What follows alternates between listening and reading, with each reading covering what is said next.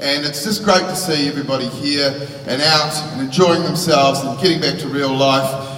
I read something recently, if it's not enough of the devastation that has happened in this city, but I read something recently, apparently because of all the seismic activity that has happened in the Canterbury region over the last 2 years, New Zealand has moved half a metre closer to Australia. I know. I try and look on the bright side. Every time I meet an Australian, I tell them we're attacking. We don't have much of an army in New Zealand, do we? Well, this is our manoeuvre that we've perfected. It's called a tectonic manoeuvre. It happens over 30 or 40 million years. We're just going to inch a little bit closer. We'll just be there one day, just sort of lining Australia. We'll be able to walk across and go, hey, I'm beached as, bro. Hi. It's quite unnerving. They get that side. Everyone else here? I see the ladies. I see you looking at me. I know what you're thinking. He's 50 Shades of all right. Who's read that book? Be honest. Be honest. Come on. Who's? Good on you, love. Good on you. Just hands straight in the air there. I've read it. The people that have read that book never fail to surprise me, right? There's people you would never expect to have read that book. My auntie read it, right? Now she's quite a well-to-do lady in her late 40s, right? She's got a bit of money. She read that book. Now she told me she read it. And then she gave it to a friend of hers who read it, who gave it to a friend of hers who read it, who gave it to a friend of hers who read it. I thought, shit, I wouldn't want it back. We all changed the page with the same finger, you know what I mean?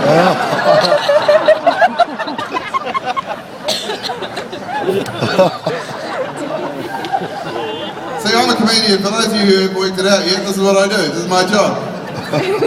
I've been doing this for 10 years. The beautiful thing about what I do is that when I'm up here, I'm allowed to say whatever I want, right?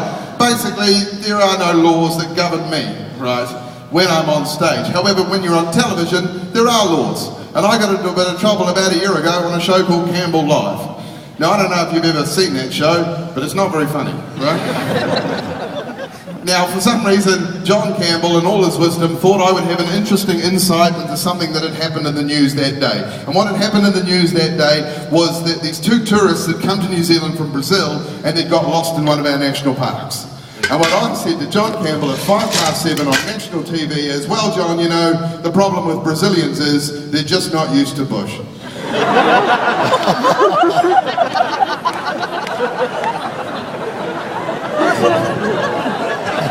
Now apparently that can be taken more than one way, and I've never been invited back on that particular show. So here I am in Christchurch on a Sunday night. I think tonight, an awards night like this, you see the absolute, you know, the pinnacle of achievement, and I think that's wonderful. I think ITM Cup is a great thing, really great. It was great to hear that you won this year. I'm from Taranaki. I stopped watching after the semi-final, to be honest. But, you know, that's the thing. We are good at a lot of things in New Zealand, but we found out something recently a lot of people are a little bit embarrassed about. Apparently, according to a survey that came out recently, apparently New Zealand women are the most promiscuous in the world. I know. I'm not embarrassed about that. I think, yeah, we won at something, you know. We're world champion sluts and we're proud of you girls. It just made me wonder, why wasn't that in the Olympics? That's what I want to know. I just wanted to hear the commentary. And coming in first once again is the team from Timaru. Once again taking gold in the individual pursuit. In my experience, girls from Timaru are a bit like Richie McCaw. That's right, Richie McCaw is a ball-hungry loose forward. Girls from Timaru are all of those things.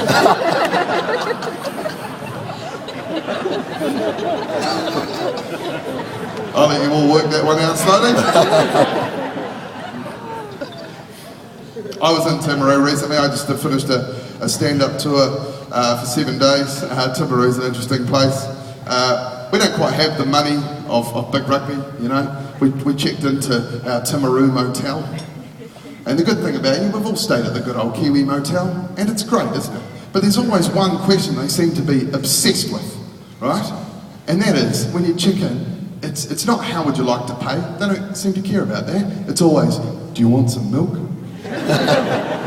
we've got heaps of little bottles of milk. I think we may have overcated. Have 2 if you want. Now, if you do want milk, there's always the subsequent question, and that's, do you want blue top or green top? Now, I was with Di Henry, we were checking it. They said, and it's a little old lady checking us in, right? She was a little old, she was in her 70s, sorry, she was in her 80s. She was 105, right?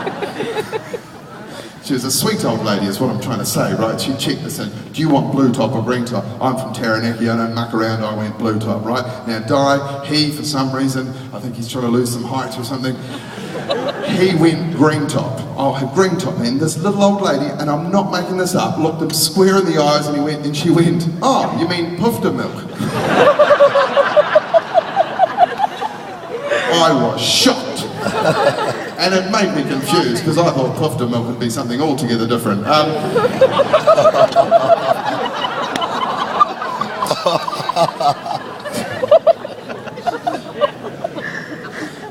lost a few of you there.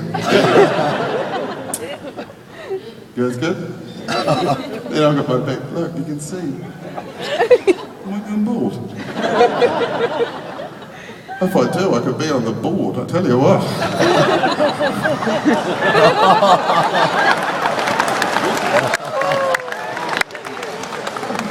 Not a lot of hair at this table, is all I'm saying.